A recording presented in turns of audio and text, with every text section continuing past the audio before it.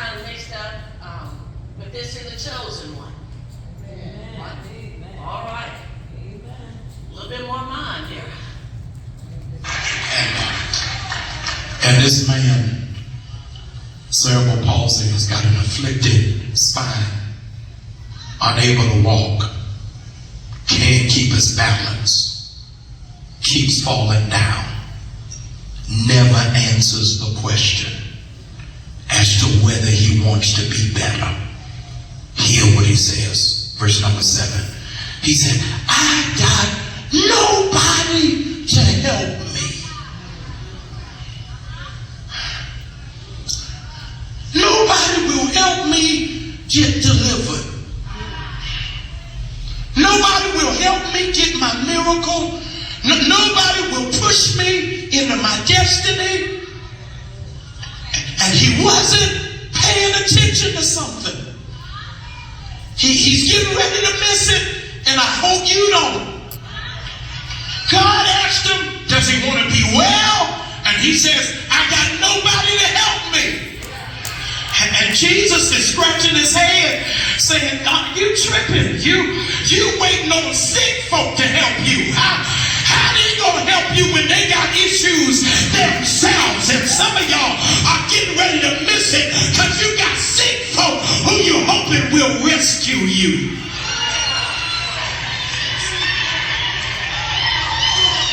How you gonna bless me and you broken? How you gonna cheer me up and you depressed? How you gonna give me strength and you weak? How in the world you gonna talk me out of poverty and you got bills? I'm surrounded by sick folk.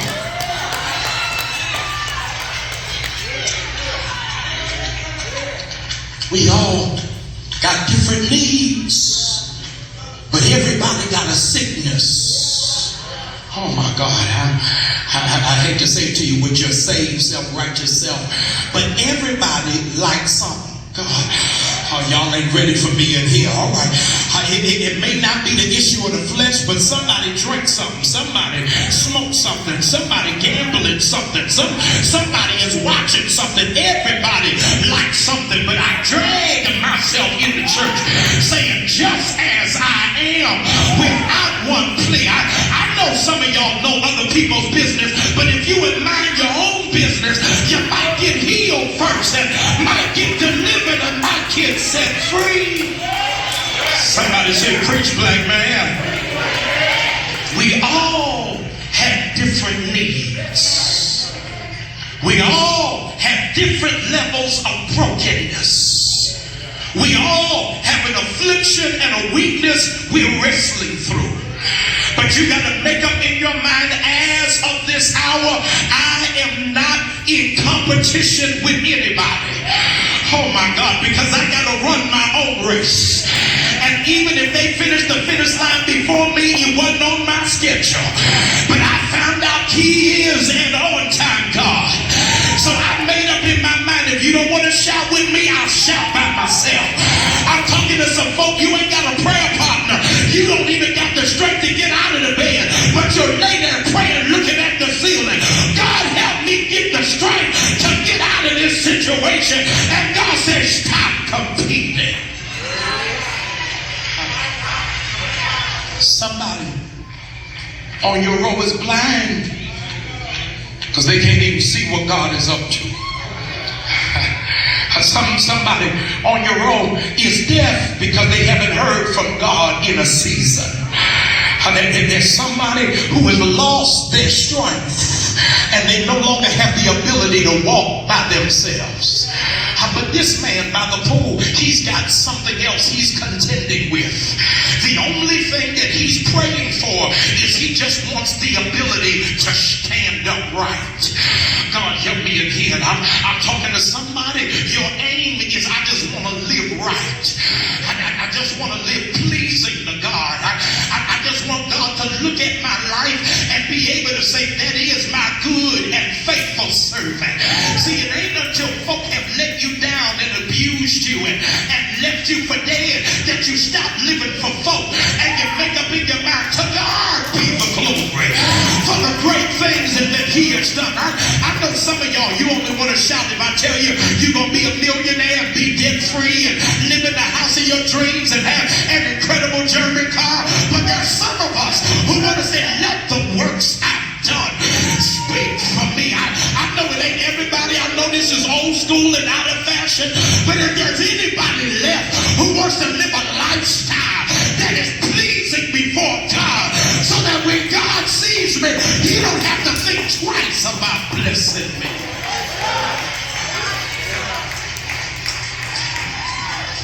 And every time I'm in position, somebody gets blessed before me.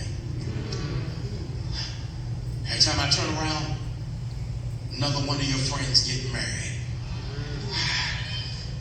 Every time you look, somebody else getting a promotion, getting a raise. Every time you check your messages, somebody got a testimony about what God is doing for them, and you ain't hearing nothing about what he's doing for you. Can I tell you, you are in competition with nobody. Because if somebody gets it before you, it wasn't for you. I better say it again. I said, if they get it before you, it wasn't for you. As a matter of fact, if I were you, I ain't telling you what to do, but if I were you, I would tell everybody you know to go ahead and get blessed. Go ahead and get blessed. Go ahead and get your prayers answered. Go ahead and get your needs met. As a matter of fact, I'd rather go last. Because I found out that God always, I wish I had a church in here, he always saves the best for last. I wish I had some praise. Look at the person beside, say, I'm glad you got yours. I shouted for you when it happened. I rejoiced for you when he opened the door.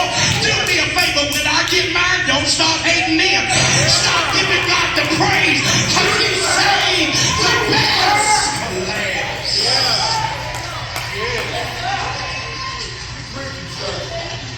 I'm getting ready to close. I'm supposed to be preaching on miracles this summer, and I don't want you to miss the miracle. Would you be seated, please? The miracle, ladies and gentlemen, if you go too fast, is not that he picked up his mat and walked. That's not the miracle. You're getting ready to see in 90 seconds where the miracle is. For 39 years, he's connected to people who are sick. For 39 years, every person he's sleeping with is sick. For 39 years, the people he's been forced to live with, they're all sick. Here's the miracle. The miracle, ladies and gentlemen, he finally meets somebody who don't want nothing from him. God, y'all get ready to miss it. He finally meets one person who's not trying to take anything from him, but wants to see him get to his best. God, y'all just missed it because you don't even know who's sitting beside you. You sitting beside somebody finally who is not jealous of you, who is not intimidated, who is not threatened by